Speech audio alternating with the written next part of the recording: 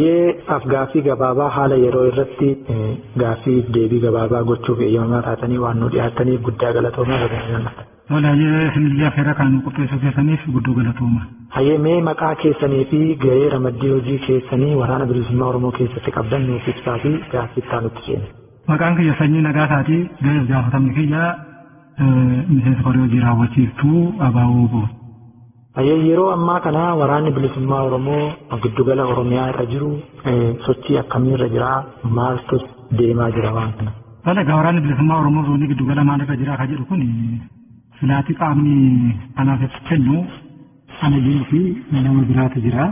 Haa ta'uuti garuu immoo akka haala amma waraanni bilisummaa Oromoo zoonii giddugalaa keessa jiruu fi heerri dhaabaa akkaataa inni itti deemu kanaan wal qabate waan xiqqoo tokko yoon kanan dubbadhu ta'e waraanni bilisummaa Oromoo zoonii giddugalaa ifaan ifatti egaa ajajii olaanaa ibsa inni kenne dhageessan itti natti fakkaata. Ibsa kenneeni waraanni bilisummaa Oromoo zoonii giddugalaa sababoota garaagaraatiin ajaja didee maal godhee kana godhee ka jedhu saraanikaa labsi lolaatti labsamee jira waan taateef waraanni bilisummaa Oromoo zoonii giddugalaa ammaan tana rakkoo guddaa lola karaa lamaa tokko lola waraana bilisummaa Oromoo zoonii dhiyaarraa ajaja olaanaatiin irratti labsamee lolaa jira gama birootiin immoo mootummaa waliin wal loluutti jira.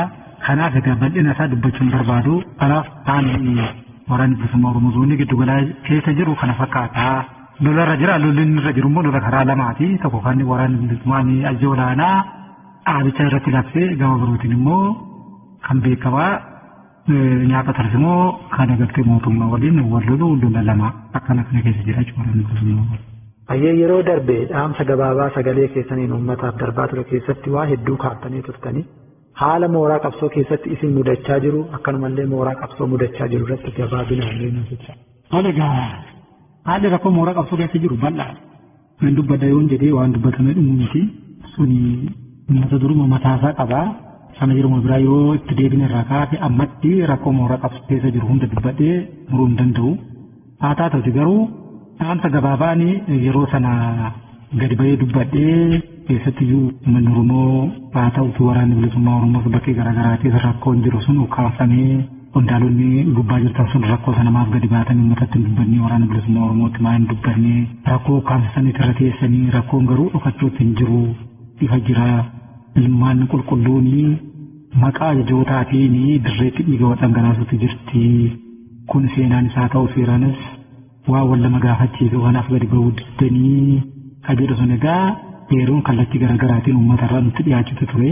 Haa ta'uuti garuu gadi baanee dubbachuun salphaa ture rakkoo qabsoo keessa. Haa ta'u immoo akkuma ergaa gabaabaa sanarratti dubbachuuf yaalee rakkoo qabsoo keessa ni dubbanna yoo ta'e akkuma jalqaba gubbaa jedhee uummanni Oromoo qaamaanis uummanni Oromoo qabeenyaanis lubbuus waa hunda wareegama qabsoo amma kana itti kaffalee rakkoo qabsoo keessa gadi baanee waan jiru hunda kan dubbannu yoo taate akkuma qaamaan du'ee akkuma qabeenyaan du'e sana qalbiis du'a ka jedhu sanaan egaa hambifadhee ammas ilma hambifadha maaliif jennaani ammallee waan inni eegutu jira yeroo isaa hin deemne innaa yeroon isaa gadi garuu waan jiruu fi haala jiru dirqiidha gadi baasanii dubbachuuni gadi baasanii dubbatanii uummanni Oromoo qabsoon kan isaati kan uummatichaati qabsichi uummatichi qabsoo isaatti haala tolfachuu kan danda'u yoo ta'e inni tolfata abbaan qabsoo isaa.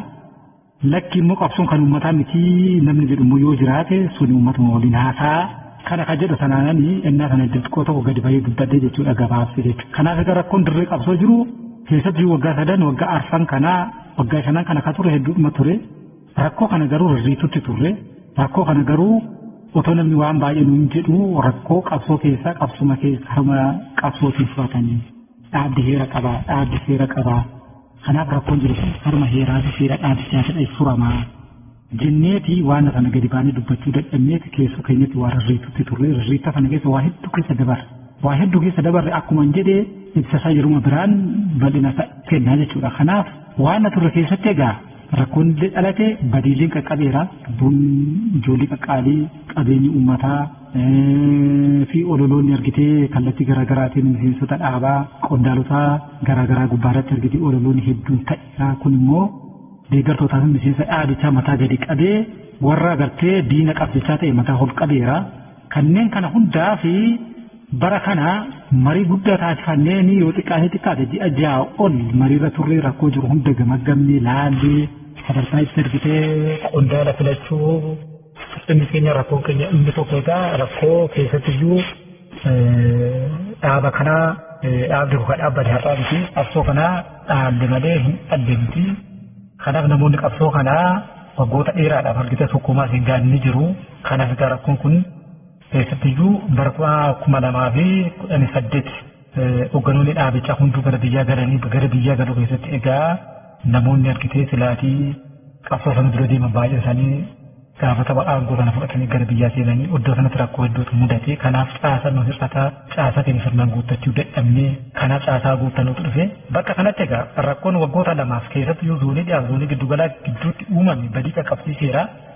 Lubbuun namaa badeera qabeenyi uummataa badeera ololoonni garaagaraa ka'aniiru. Kanaaf gaafatamni haa jiraatu ka jedhutu ture gaafatamni sun haa jiraatu abbaan rakkoo sanaa akka heeraa fi akka seera dhaabichaatti itti gaafatamuu qabaa. Murtii seeraa irratti fudhatamuu qaba ka jedhu sun ejjennoo kiyya ture gaafa sana. Haa taatutti garuu hogganoota zooniilee garaagaraa waliin mari'annee haasofnee hogganoonni zoonii biraa qondaalonni garaagaraa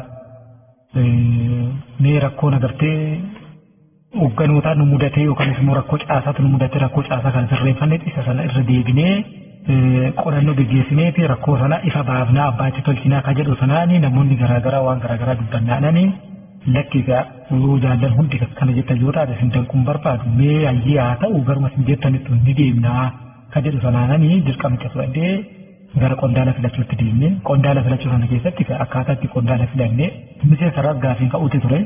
Miseensa waraana qondaalota garaagaraa uummatarraas deeggartootarraas gaafii qabamatti ture maali jennaan akkaataan ittiin miseensi gumii sabaa akkaataa ittiin miseensi koree hojii raawwachiiftuu akkaataa ittiin miseensi koree seeraaf to'annoo filamu ulaagaa qabaa akka heeraa fi seera dhaabichaatti jechuudha. Heeraa fi seera dhaabichaa kana guunnee ni filannaa yoo jenne filaatii aangoo kana kan qabu miseensa kora sabaati.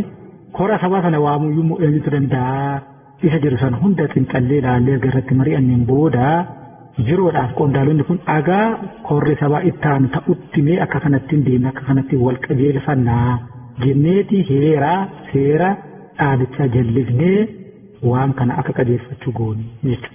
Gamanneetuma fudhannee haa ta'u jennee miseensonni garaagaraa qondaalonni waraana hedduu isaanii gaafii kana kaasaa turanii akkasumatti ibsinee ibsinu callaa osoo hin ta'in immoo amansiifnee aga kora sabaa tolfannutti jaallan akka kanatti nu hubadhaa nu obsaa.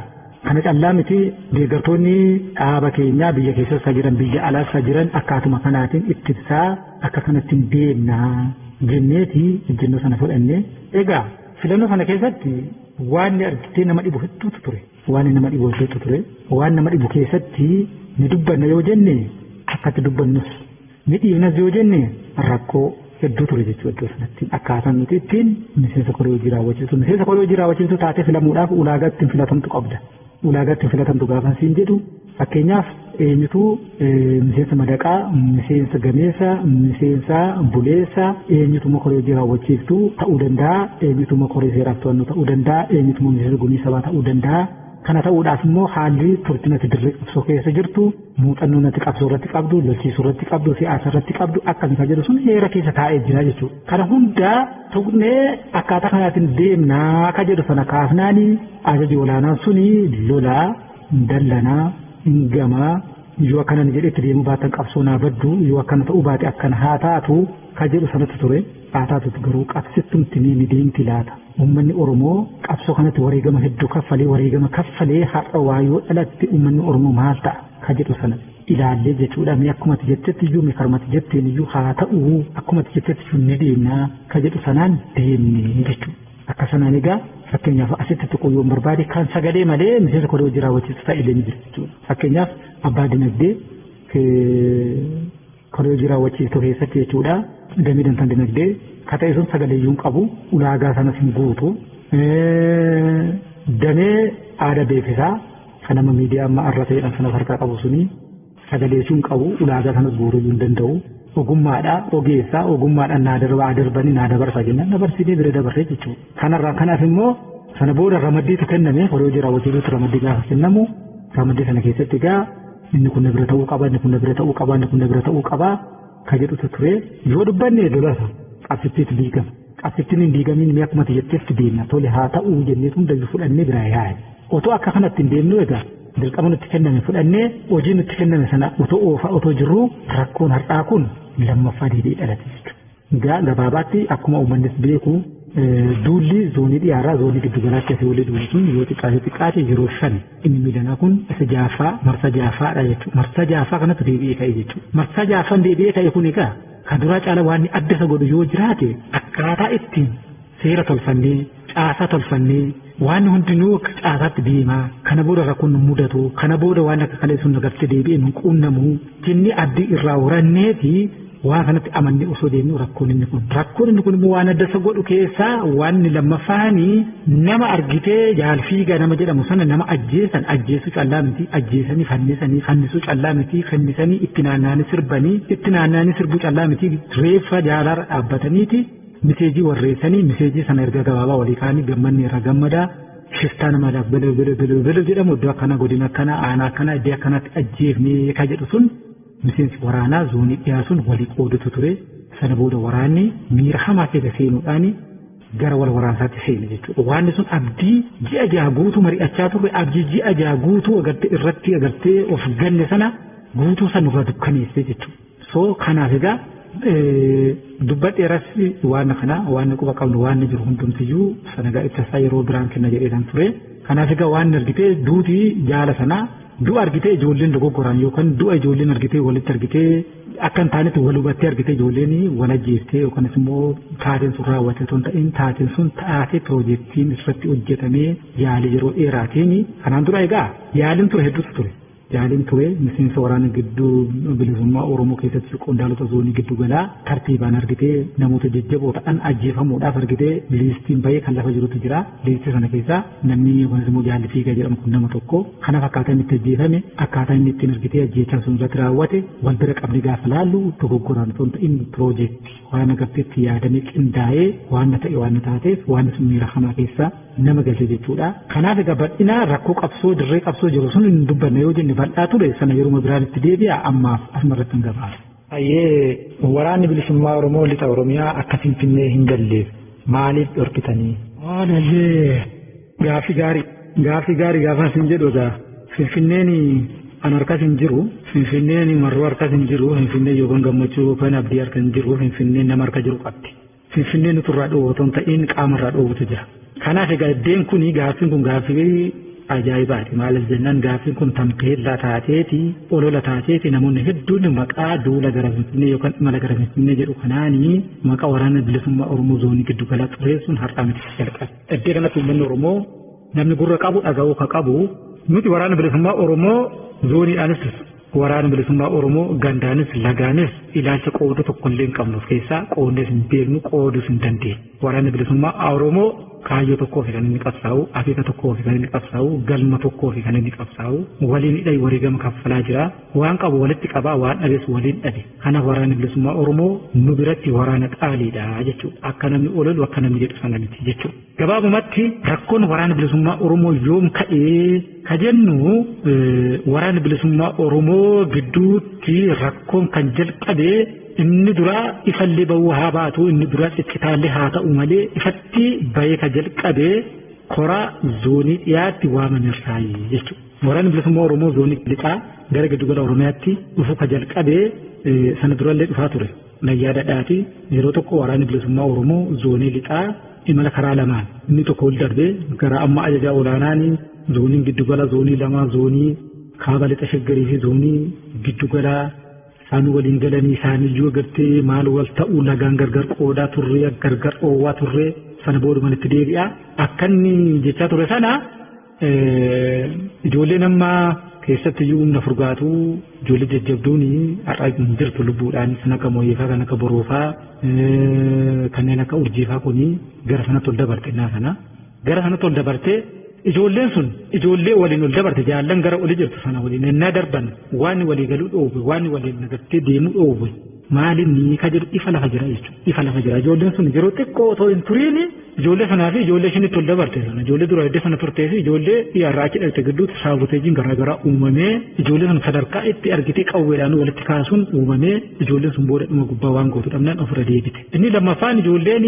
karaa biraatiin karaa dibeetiin akkana gara dirree jibaatii fi gara dirreen cimiitti akkana socho'anii gara jibaatiin socho'an ispeeshaalii Inni san gara jibaa dhufanii waraana addee sanaa waraana keenyatu jira. Waraana addee sanaatiin simannee waan qabnu laannee obaafnee lafa qabsiifnee turre rakkoon iddoo sanas jiramoo hin jiru dhuma jira.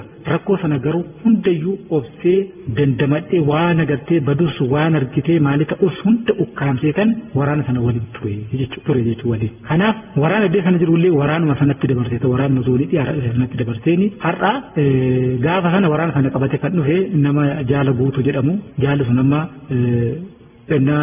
inni kora zoonii dhiyaatti waamamu sana gadi deebi'ee amma warra raayuu baay'ee waan kophaa jiru akka kanatti nama quba qaba.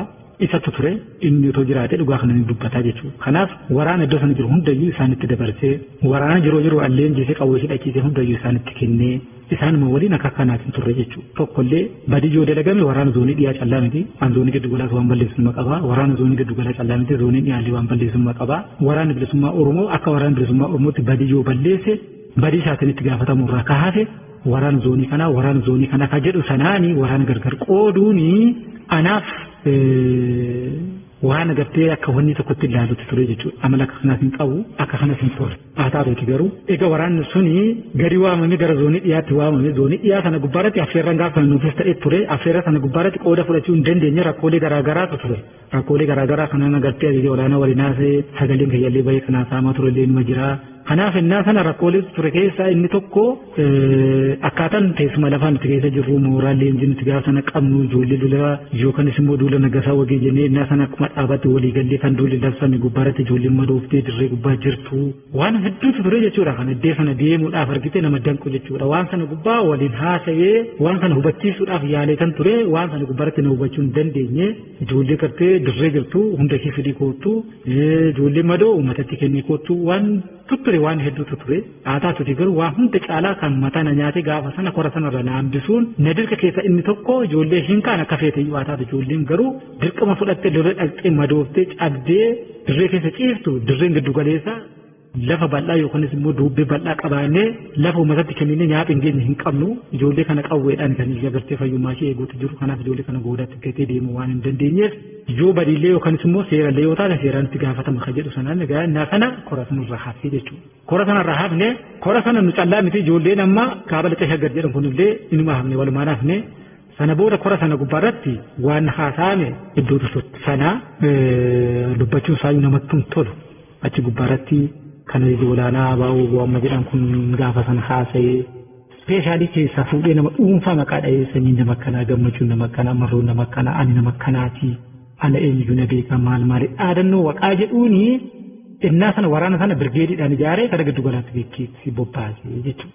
Gara giddu galaatti gaafa bobbaasu tampeellaan isaa imala gara Finfinnee garuu kan isaan bobba'an imala gara Finfinnee otoo hin ta'in kora sana gubbaa dhaabbatee ajaji olaanaa sun waraanni bilisummaa Oromoo zoonii lixaarraa kaase waraanni bilisummaa Oromoo zoonii biraa tokkollee hin jiru. Kanaaf waraanota kana facaasaa maqaa namoota tokko tokko dhaamee namoota agartee ajjeefaman isaan kan facaasaa akkas godha namni gaafa sana ajaja sana guutuu fudhatee waraana sana qabatee gara giddu galaatti bobba'e suni haadha ragaadhaaf nu bira jira jechuudha dubbachuu ni danda'a jechuudha. Kanaaf tampeellaa imala gara Finfinnee jedhan malee imalichi imala gara Finfinnee miti jechuudha. Sanayyuu ta'e immoo hin dhufanii eega dhufanii booda nuti warra sana waliin qawwee walitti dhukaasuu hin barbaanne. Innaa warri qawwee cancala banatanii nutti deeman qawwee cancala cufannee jaallan zoonii garaagaraatti iyyaa bu'aa yoo seera ta'e seeraan waan kun haa obbahu badii namni dalage seeraan itti haa gaafatamu. Nayyaadhaa fi ijoollee koree zoonii na bira jiran ofii kiyya waamee qawwee kiyya hiikkadhee hidhannoo kiyya hiikkadhee yookaan marrootti yookaan gammachuutti na gabaasaa badiin argitee dalage yoo jiraate seerri anaa gaafatu waraanni bilisummaa Oromoo waraana zoonii lixaa zoonii dhiyaa yookaanis immoo zoonii giddugalaa yookaan ganda akkanaa jedhee wal haadhiinii jedhee kan ture.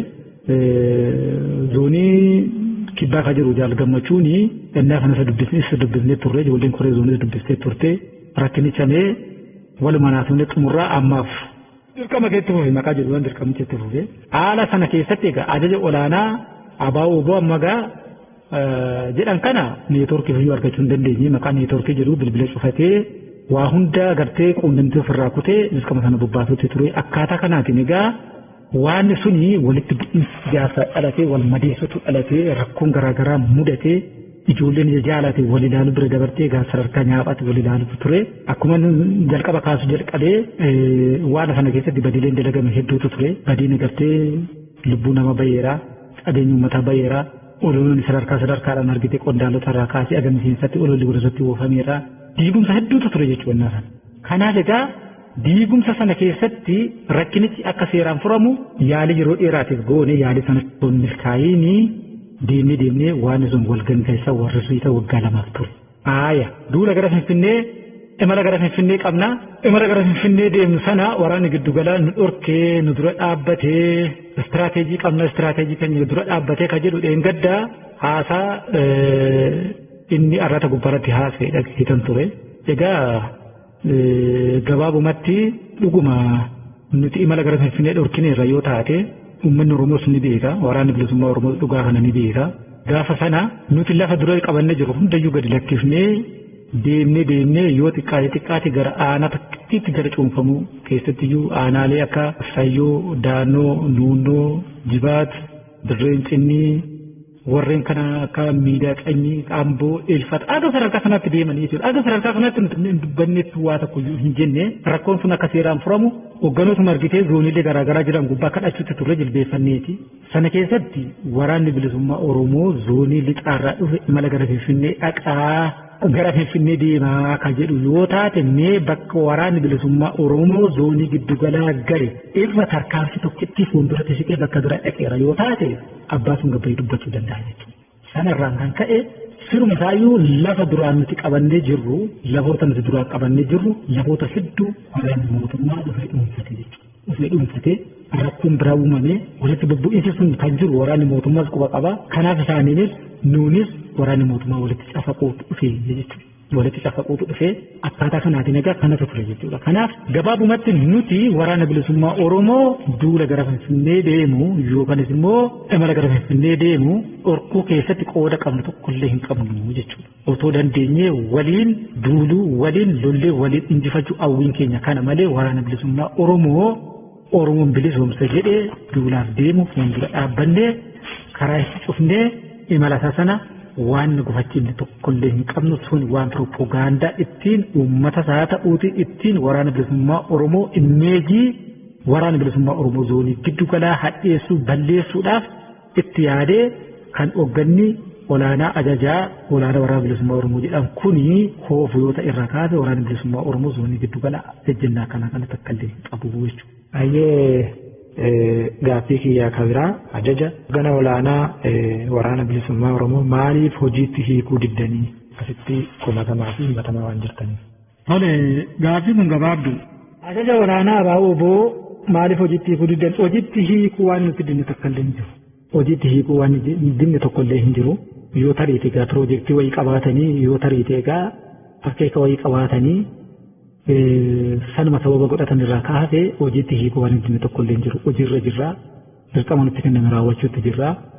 Dirqama sanatoo raawwachuutti jiru rakkoon kun dhufee rakkoo kana uumanii erga rakkoo uumaniin booda wantoota garaagaraa uumanii waan namni dubbate sagalee nama bakkoota garaagaraatti kukkutanii cicciranii fidanii belokkana jedhee jedhanii rakkoo ofii isaaniitti uumanii nadha deebi'anii nama himachuurraa kaasee ajaja olaanaa ABO waan hojiitti hiikuu dinneef tokkollee hin jiru jechuudha. Hiikuus diduuttis sagantaa akka kanaa kanatti hin qabnu jechuudha. Gabaabaa kun kanumaan asirratti hin barbaadu. Mootummaa fi isin gidduu qunnamtiin akka jirutti ibsa kennaa ture ajajaan olaanaa ABO kana gubbaa irratti waan jettan yoo qabaatu. Egaa sana dubbachuutu turani mootummaa fi isin gidduu qunnamtiitu jira. Qunnamtii callaa miti nyaaphaa callaa otoo hin ta'in silaa namni badii yoo qabaate heeratu jira karaa heeraaf seeraa waan isin qulqullaa'a. Haa taatuuti garuu ani kanan gurra kiyyaan kan dhagaye sagalee tokko dhagaye sagaleen dhagaye sana keessatti jaal jireenyaanii itti aanaa zoonii giddu galaati jaal jireenyaanii haasawii nama faana haasa'e jaarsi quba qabaa jaarsi guddaan quba qabaa ka jedhu wayita dhagaye jaarsi guddaan sun iyyuu eenyu jireenyi kun iyyuu eenyu faana haasa'e egaa ka jireenya dubbachuun barbaadu maal jennaan inni iyyuu miidiyaadhaaf kenneera quunnamtii mootummaa faana akka hin qabne kanaaf egaa otuman iyyuu immoo rakkoo qabaadhe otuman iyyuu quunnamtii kana iyyuu ni jira iyyuu ta'ee haasaa inni dheengadda haasa'e nyaaphi seeraan hin bitamu kanaaf seeruma dirree lolaatiin qawwee irraa hiiknaa akka dhaadannoo tokkotu jijjiira jechuudha. Akka dhaadannoo tokko. Egaa dhaadannoo sana dhaadachuun barbaadanii garuu waan seera dubbachuun barbaada. Akka seeraatti silaatii aasaa suni ilaalee kan ture aasaa haasa'ame sana keessatti qaamni silaatii dhimma kana qulqulleessu jiraachuutu sarara jira. Jiraachuutu sarara jira gaafa isaan jedhu quunnamtee sun quunnamtee akkamii namni sun eenyu faana quunnamtii sana godhee namni sun immoo eenyu jira eenyu jedhamaa akkamii quunnamtii sun iyyuu quunnamtii yeroo dheeraa ture immoo quunnamtii yeroo gabaabaati. Quunnamtii sana wal qabatee badiin dalagame jiraayii. Badii dalagame immoo yoo jiraate silaatii qaamni silaatii shakkiin irra jiru sun yoo jiraate qaama sana seeraan agartee gaafatanii seera bitamtaa jedhaniiti nama sana gaafatanii namni waa takkitti kana gaafate hin jiru kanuma zuumiin qophaa'een argee zuumii qophaa'e sana keessatti sagalee nebeluu akkana jedha sagalee nebeluu akkana jedha kana warri kun nyaapha kana immoo akkas goonaa ka jedhu sun hin dhaga'ee jechuudha. Kanan dhaga'e kana zuumii sana filaa nan seena jedhee yaalan zuumii sana keessaa na baasanii egaa bahee booda waan inni haasa'uu fi waan inni argite miseensa waraanaa sadarkaa itti argitee ijoollee argitee abbootii humnaa abbootii buttaa walitti waraana guutuu walitti qabee iddoo tokkotti walitti labsii sana labsee jechuudha. Akka heera dhaabaattis laa hin turre waan sun jechuudha. Badii yoo jiraate seeratu jira. Seera gaafa nasiin jedhu qaamni olaanaan dhaabichaa koree jira wachiitutu jira koree seeraaf to'annootu jira miseensa gumii sabaatu jira. Badiin akkaataa itti ilaalamtu qabdi jechuudha. Badiin akka du'allee yoo taate heera keenya keessatti yookaan immoo seera naamusaa dambii adabaa keessatti seerri xiqqaarraa aga sadarkaa guddaatti tokkorraa kaasee aga shallamaatti shallama sun aga sadarkaa du'aatti aga sadarkaa miseensummaa mulquutti aga sadarkaa du'a rarra'aatti aga umrii dheeraa hidhuutti aga kanatti lafa kaayee jira jechuudha. Kanaaf egaa nyaapha yoo ta'e nyaapheettaa kana goote kun dhugaamoo dhugaa miti gaafatamu ture kana hin gaafanne akka kanatti labsee labsii sana booda egaa waraana qajeelchee waraana ammallee wal lolu walaadhutti dhufee beengaddamuu ibsasaa miidiyaa irratti waan inni haasa'u tokko argee haasaa sana keessatti nyaapha waliin haasa'uu hin danda'amu waan jedhu tokko dhaga'ee kun egaa waan haaraa miti. Ajajaa olaanaa baawoo nama marroo jedhamu kana biratti egaa nyaabummaan waan haaraa miti salphaadha. Maaliif jennaani waan inni godhi jedhee ol kaatee dhaabbattee nagaa innaa inni sii bilbilullee ol kaatee dhaabbattee nagaa fuutee akkam jirtu jettee kan nagaa fuute yoo taate nyaaphallee yoo taate sun marroo biratti sun eebbifama. Yaada wayii garuu kan isaan mormitu yoo taate garuu nyaapaati. Fakkeenya tokkoon sinii kaasa armaan dura otoo koraa tolfannee qondaalota hin filatiin dura akkasuma miseensota waraanaa qondaalota waraanaa hedduu walitti waanee zoonii tolchee zoonii kibbaa hunda quunnamtii keessaa baasee waraana bilisummaa Oromoo dirree jiraniin isintu diroonii fuuldura dhaabbataa isintu diiqaa fuuldura dhaabbataa isintu dhayyee moortala dura dhaabbataa isintu meeshaa gurguddaa isintu madaa isintu du'aa jira qabsoon isin laallattii nama biraa namni biraa qabsootti qoosuutti jira. Kanaaf warri kibbaa qabsoo irra jiranii warri kibbaa araqee dhuguutti jiru daldaaluutti jiru jireenya dhuunfaa jiraachaa jiru shiisha daldaaluutti jiru kuunnoo eessa shaashamanneedhaa kuunnoo shiishaa nagaduu maal godhu nyaapha waliin wal quunnamanii isaan nyaapha. Kanaaf zoonii kana zoonii irra kunnaa ka jedhu ture jechuudha. Akkatti dubbatan nama dhiba zooniin kibbaa zoonii siinar ta'e waraanni bilisummaa Oromoo kan agartee keessatti dandamatee kan keessatti argite nama ta'e zoonii kibbaati. Zooniin kibbaa yeroodha gara yerootti miseensota waraanaa akkamiin leenjisee dachi Oromiyaan qabdu zoonii hunda bobbaasaa akka ture nama mitiitii nyaapiyyuun beeka. Zoonii amma kana ga'u gadi xiqqeessee salphisee akka kanattiin qondaalota oddoo sanaa waan sana hojjechaa turan hunda gadi xiqqeessee warri kun nyaaphaa turte gaafa san jennee iyyinee warri kun haa dhiyaatanii warri kun argitee kora kanarratti dhufuu qabu ka jedhu sanan iyyinee akka hin taanetti warri sun dhufanii guyyaa lammaffaa sun akka qooda fudhatan ta'ee qooda fudhannaa warra sana booda gaafa guyyaa warri dhufan haasaa kaleessa haasaa ture sana deebi'ee naasofne hin dhiise. Rakkoon gaafa sana ture guddaa ture. Haata'u garuu namoonni hedduun miira walitti ammaanni miira walitti xiqqaatee miira sana waluma kadhanneeti maaloo qabsoodhaaf irra jirtu qabsoodhaaf yoo taate waan feete haa taatu walii haa obsinu walisaa gorsinu waliis waan jiru haa dhoksinu kan jedhuuni akka hin taanetti waan sana dandamannee gara filannoo argite qondaalotaaf nuti seennee jechuudha. Kanaaf egaa maal isin jechuu barbaadeetanii marroo biratti nyaabummaanii salphaadha jechuudha. Salphaadha namnis namatti hin fakkaatu waan osoo jedhu malee kan namaas hin argu.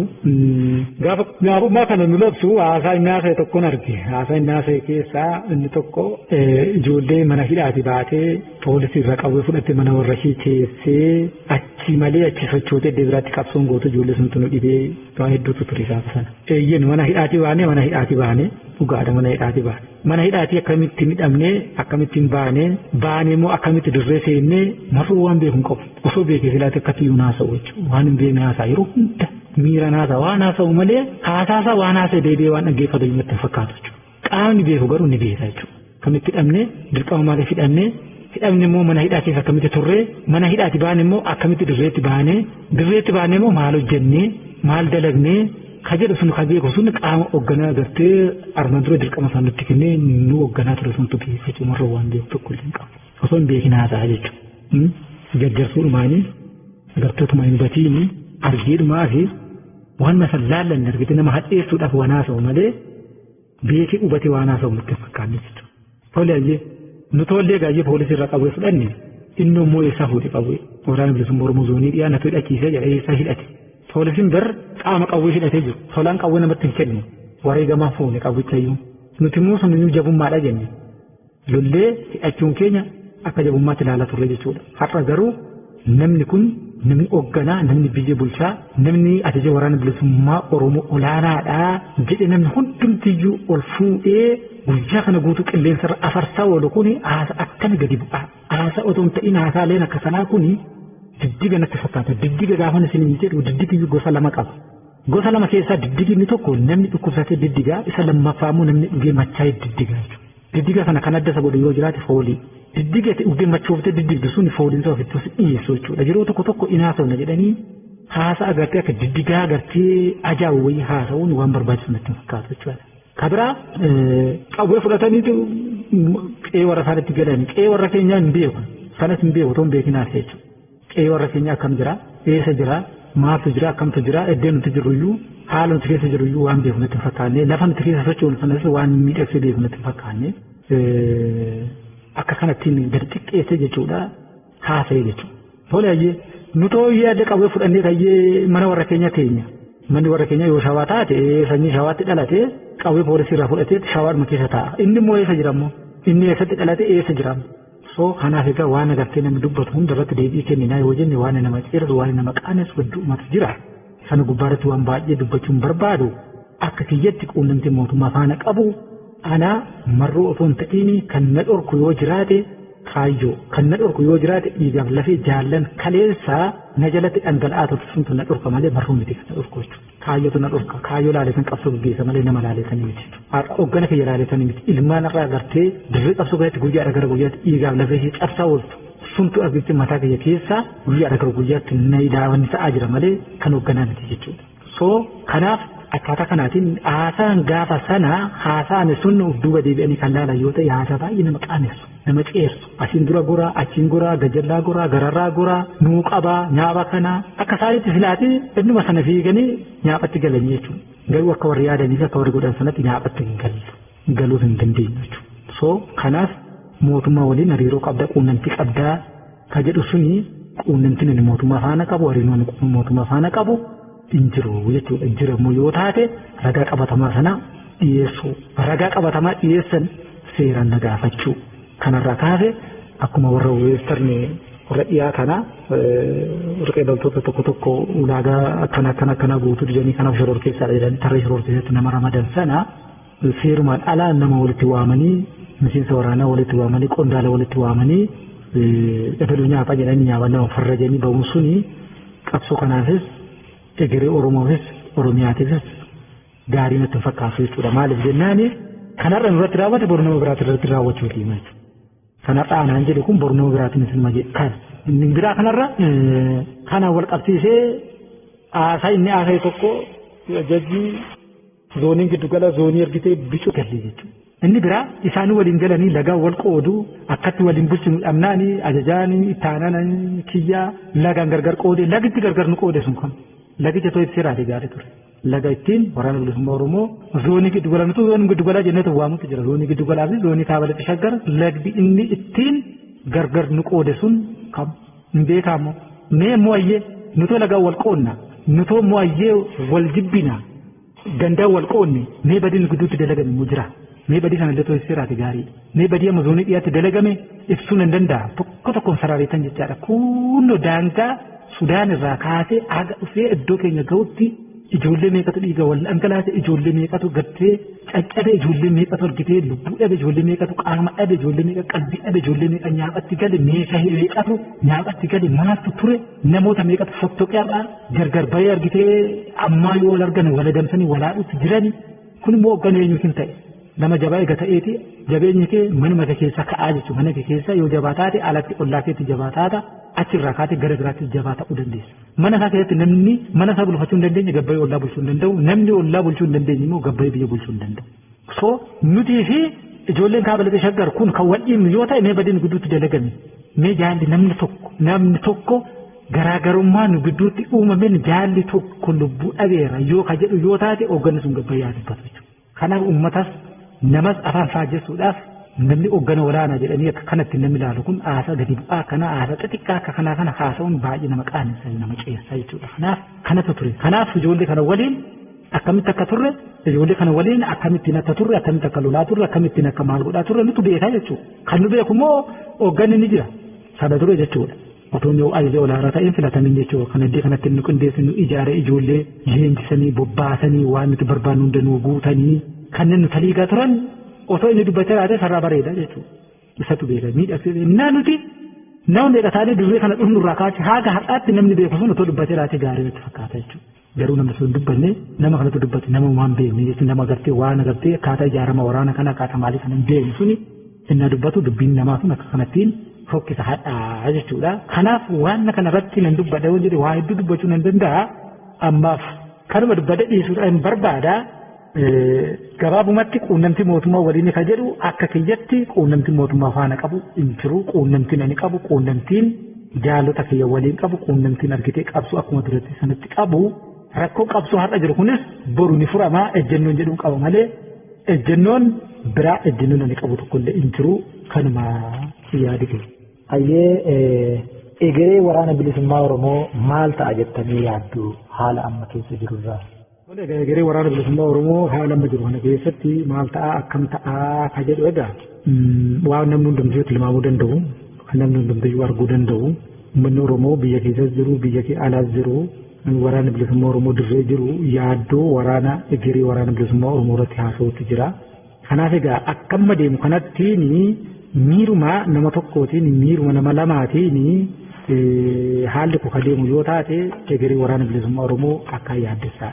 Haa taatuuti garuu egaa rakkoo kafurus kan uumuuf nama qondaalonni waraana bilisummaa Oromoo miseensonni abaaboo biyya keessa jiran biyya alaa jiranii dhimma qabsoo isaanii gubbaarratti walitti dhufanii mari'atanii bakka rakkoo sana folqanii gadi baasanii yaada furmaata kakaata yoo taate egeree waraana bilisummaa Oromoo bilisummaa uummata Oromootiin xumurama.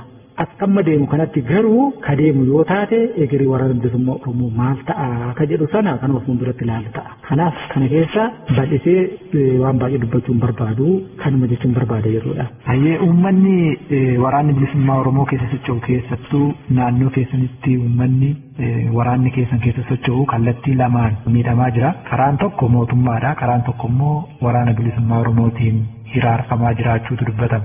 Kun hagam dhugaadha. Yoo dhugaa ta'e immoo waraanni uummata hiraarsan kun kan. Egaa uummanni Oromoo waraana gama lamaatiin hiraarfamaa kan jedhu suni inni gama mootummaa waan beekamaadha. Waan irratti ibsa kennu waan barbaachisu natti hin fakkaatu. Kana irratti ibsa kennu yoo jiraate kan gama waraana bilisummaa Oromooti. Waraanni bilisummaa Oromoo waraana uummataaf bahe. Waraanni bilisummaa Oromoo uummata keessa socho'u keessatti waan uummanni irratti kenne nyaata waan uummanni Oromoo isaaf kenne dhugaa. Kanaaf waraanni bilisummaa Oromoo akka heeraa fi seera dhaabaatti dhaabbi intisaayyuu seera naamusaa fi dambii adabaa keessatti dhaabbiin waraana bilisummaa yookaan waraana bilisummaa Oromoo yookaan miseensi dhaaba tokko sagantaa siyaasa dhaabichaati jedha. Kanaaf egaa waraana bilisummaa Oromoo dhugaadhaa akkuma beekamu uummannis akka beeku eenyuyyuu akka beeku waraana bilisummaa Oromoo uummannis akka jaalatu akka laatuuf akka obaasu of keessatti qabatee diinumti waraana bilisummaa Oromoo mooka dadhabee maqaa uummataatiin humna keenya callaa osoo hin ta'in humna uummata keenyaatiin iddoo akka geenye kana geenye jechuudha. Haa taatuti garuu egaa waraana bilisummaa Oromoo keessatti iyyuu waraana bilisummaa Oromoo gidduutti rakkooleen wal hubannaa uumameedhaas uummatichi waraana bilisummaa Oromootiin rakkachaa akka jiru sooshaal miidiyaa kanarratti sarboota jirtanii waan garaagaraa dubbatamutti jira. Ispeeshaalii waraana bilisummaa Oromoo amma zoonii dhiyaate zoonii giddugalaa qawwee hiikkachiisaa jedhee yaa'utti jiru maal uummata godhaa jira akkam godhaa jira horiin uummata maal ta'aa jira maaltu waan xixiqqaa gadi bubbu'aa akka kanaa kana dubbachuun na rakkisa dubbachuus hin barbaadu.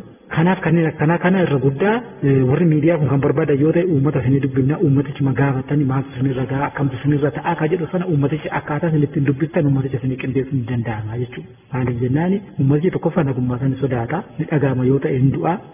So sila kana ta'ee fi waan uummata keessatti dalagamu sana tokko lama sadi afur jedhee kan dubbatu yoo ta'e jechoonni sun jechoota argitee madaala isaa hin eegne ta'a. Garuu taateen har'aa waraanni zoonii dhiyaa maqaa waraana bilisummaa Oromoo zoonii giddugala qawwee hiikkachiisa jedhee deemu uummaticha irratti dalagaa jiru suni deemee rakkoodhumaa keessatti iyyuu rakkoo argitee amma sooshaal miidiyaa gubbaarratti haasa'amu maqaa gandummaa ati wallaggaati shawaadha shi jettu sana waan argitee gara biraatti daa'ibarti godhu natti fakkaata jechuudha. Rakkoon haadha dirree keessatti har'a waraana bilisummaa Oromoo zoonii dhiyaa godhu kuni deemee uummata dhaga magaalaatti waan deemu natti fakkaata jechuudha. Kanaaf sodaa guddaan qaba jechuudha. Kanaaf qaamni danda'u yoo jiraate rakkoon sun akka dhaabbatu gochuu. Waraana bilisummaa Oromoo zoonii giddugala qawwee hiikkachiisu yoo jedhan waraanichuma qawwee hiikkachiisu lolanis akka fedhe isaa ta'u. Garuu uummata ilma keetu qabsoo keessa jira ilmi kee dhufanitti harkaa kennatu yookaan mootummaatti harkaa kennatu yookaan akkana haa ta'u qaama hidhatee argitee akka caafaatti qaama agartee dabballee qawwee hidhatte qawwee isa keesse qarshii 100 qarshii 200 uummata hiyyeessarraa qorqanii saamanii akka kanatti godhuun sun kan baay'ee nama jibbisiisuu fi miira biraa keessa kan nama galchuu deemee dubbiin kun uummatichuma keessallee akka seenuu fi uummatichuma argite kaleessa waliin nyaate waliin dhuguu walirraa fuudhee uummata hidda tokko uummata dhiiga tokko deebisee lagaaf gandaanii akkasa wal ilaalanii fi jireenya hawaasummaa waan booressu wayii fakkaataa jechuudha waan nama deemaa jiru waan uummata irratti deemaa jiru. Kanaaf waan kana uummanni Oromoo yoo danda'e kan keenya rakkoon qabu akka fedhe haa ta'u dhimma uummataa gubbaarratti uummanni Oromoo yoo danda'e rakkoo akka kanaa kana dhaabuutti sarra jira. Hin ta'u yoo ta'e garuu maal akka dhalatu kanuma baruu ilaaluudhaaf deemnu jechuudha. Manni kun akkatti horatu akkatti jiraatu isatu beeka. Mana nama tokko seenanii horii 10 horii 20 horii 15 iddoo tokkotti qaluu jechuun uummanni waggaa meeqattii fi akkaataa kamiitiin horii kana deebi'ee horachuu danda'a ka jedhu sana uummanni Oromoo tilmaamuu danda'u sarra jira jechuudha. Kanaaf rakkoon har'a waraana bilisummaa Oromoo zoonii dhiyaa uumaa jiru kuni ibsuun nama rakkisa. Bal'ina isaa garuu uummatichuma otoo dubbistanii gaarii natti fakkaata. Akkaataatti dubbistanii yoo barbaadan isinii qindeessina nagummaa uummata sana akkaataa eegamuuni kanuma jechuun barbaada. Isa ase garuu wantoota gadi bu'aa wantoota sasalphaa sana miidiyaa kanarratti haasa'uu waan hin barbaanneef kanuma irratti kan xumura. Hayyee dhumarratti gaaffii keenya gara xumuraarra geenyee jirra. Dhumarratti uummata Oromoofis haa ta'u waraana bilisummaa Oromoo zooniilee biroo jiran deeggartoota qabsoo Oromootiif dhaamsa yoo jiraatu carraasni kenna. Gabaabumatti bal'aa dubbadheera uummata Oromootiif waraana bilisummaa Oromoo dirree jiranii dirree garaagaraa jiranii zoonii garaagaraarra jiranii deeggartoota keenya akkasumas mararfattoota qabsoo kanaaf waan hin dhaamu yoo jiraate rakkoon amma deemaa jiru kun deemee akka sabaatti nu kuffisa. Kufaatii sabaa fidaa jechuudha. Kufaatii sabaa kana keessaa jala bahuudhaaf immoo sabichi ka'ee dhaabbatee lakkiin kufnuu jedhe kufaatii jala oolchuun dirqama uummatichaati dirqama miseensa waraanaa dhaaba kanaati mararfattoota dhaaba kanaati miseensa waraana bilisummaa Oromoo dirree jiran qawwee harkaa qabaniiti. Kanaaf waanni kun ni dhaabnaa jedhe namni hundumtiyyuu ka'ee kan dhaabbatu yoo ta'e waanni ammatti dhaabbachuu ni danda'a. Kana caala ka deemu yoo taate garuu deemee waanni kun iddoo biraattis babal'ate kufaatii uummataa fiduu waan danda'uu fi uummanni Oromoo yoo dandeessan taate qabsoo keessan dirmattanii akka dandamachiistan. Kan mandhaama gabaabaa. Hayyee gaaffii gabaabaa haala yeroo irratti nuu kennitaniif guddaa galatoomaa ulfaadha. Isinillee galatoomaa.